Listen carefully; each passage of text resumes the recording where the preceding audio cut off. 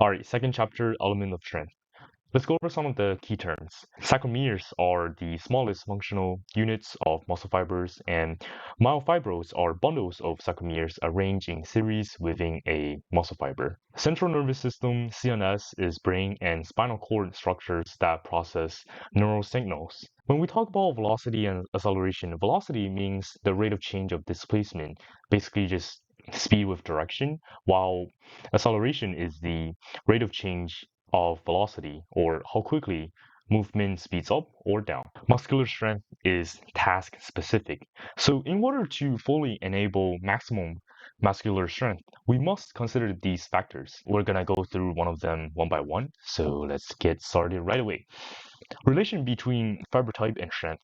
So type 2 muscle fiber are superior at strength output compared to type 1 muscle fiber. And when we specifically looking at type 2A actually dominant in elite strength athlete since type 2A can sustain activation longer than type 2X. And here's the property of the muscle fiber type again.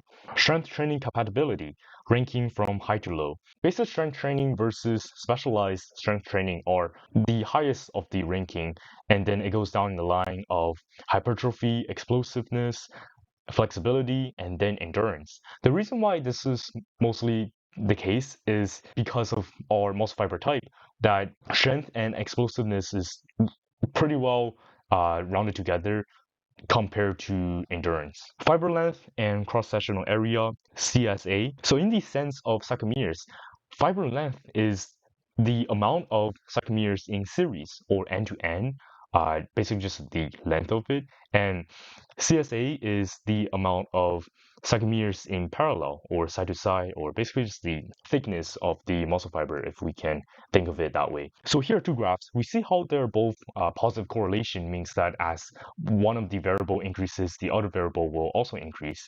And on the left side, it compares the fiber length compared to the shortening velocity, basically like your explosiveness, let's say. And while on the other side, it compares the CSA versus the amount of forces that we can produce. So now we understand the fact that if we have more of the sarcomeres in parallel, the CSA, we're going to have a greater force compared to if we only increase the muscle fiber length. And here's a visual of how sarcomeres actually develops. On the top, it is developed in parallel, increasing in thickness, while the velocity oriented is going to increase in length. So nervous system plays a huge role in strength. So there are two of the principles that we really need to care about. One of them is motor unit recruitment, and the other is firing frequency.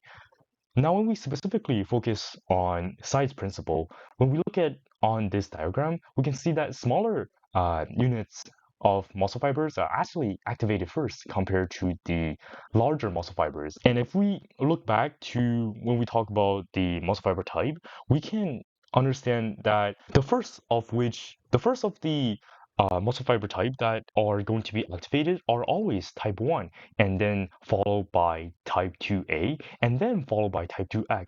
So if your force demand is not high enough, it is not going to activate your type 2X or not even type 2A. Or in firing frequency, when we improve our neural drive, we're going to have a faster firing rate, and that is going to lead to a stronger force output. Fatigue buildup can hinder strength output. CNS fatigue buildup can lead to reduced neural drive. That means we will have a weaker neural signal. We will have fewer neurotransmitters such as dopamine, so we will have lower motivation, and our perceived effort is going to increase, meaning that we will view the exercise to be harder to actually finish. Metabolic buildup is when we have a huge accumulation of inorganic phosphate and hydrogen ions, and they can restrain our muscle contraction, meaning that it is actually physically impossible for us to really do the movement, as well as depletion of energy stores. So when we talk about internal force and external force, it is really just about what is inside our body and what is outside of our body. Internal force is the force generated by your muscle and transmitted through your tendons to move a joint. One of the example is bicep contraction, which moves your forearm, and therefore lifts weight. External force is the force acting between an athlete's body and the environment, and that includes the resistance like the weight or tension. When we talk about external resistance, the two common ones are free weight and pulley system. A little bit of physics class. Force equals mass times acceleration. When we talk about weight, weight is the force of gravity, and it always points down. When we lift a dumbbell, doesn't matter what our arms doing, doesn't matter like if we're under it, if we're in front of it, if we're behind it, the weight always points down. And that is why pulley system is so beneficial sometimes because tension or the force along the pulley system enable resistance from different angle other than just straight down. When we use the pulley system, we got to recognize the existence of friction in machine or cable, and that might cause the exact same exercise to be easier or harder. Let's go a little bit deeper in physics. When we talk about torque, torque is the rotational force. Torque is the force times moment arm.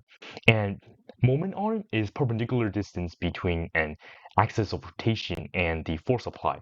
All right, let's look at the diagram on the left side. Let's assume we're just pushing this blue rectangle at the very edge. So the distance between the axis of rotation to the force that we are going to apply to is 20 centimeter. And when we apply the force straight up, when they form a 90-degree perpendicular, that is going to be exact the amount of force that we're actually going to do. So torque in this case is 40 times 20. And here's the important part that a lot of gym bros don't get is that if we apply the same amount of force at the exact same spot, but if we just change the angle a little bit, let's say this is 30 degree right here, then the amount of torque that's actually getting used is only this 20 newtons times the 20 centimeter, which means that all of your efforts are getting wasted because a lot of those forces are being applied horizontally instead vertically, and only the perpendicular angle is what we are actually counting at. And now let's shift our eyes to the right diagram. And here's I guess, a better example comparing to the one I made. Moving on. When we talk about a weight that is not at a point, we can just use the center of gravity as a reference. And in this case, the center of gravity is on the elbow joint. And also we can see that if we move the arm downwards, the moment arm is actually going to change because the center of gravity is changing. And when the center of gravity is changing, the amount of torque that is actually getting calculated is also changing. So here are two ways of how we can manipulate torque. One of them is by changing our angle, and the other one is by changing the moment arm. And it doesn't have to be straight arm. Let's just imagine someone doing a ladder raises. And what happened when somebody use really heavy weight for ladder raises? They start to bend their arm. Why do they bend their arm? When we really think about it, when they bend their arm, they're not going to have straight arm anymore. And when they don't have straight arm anymore, the arm span is going to decrease, which means their moment arm is going to decrease, which makes the torque smaller, which makes the exercise easier. Now, here's a great statement. Movement only occurs when internal torque is greater than external. Internal torque in this case is the amount of force that is internal torque is the amount of rotational force inside our body, what our muscles are producing, essentially. And external torque are just the weight or tension. And on the left side, here is the internal torque. We see how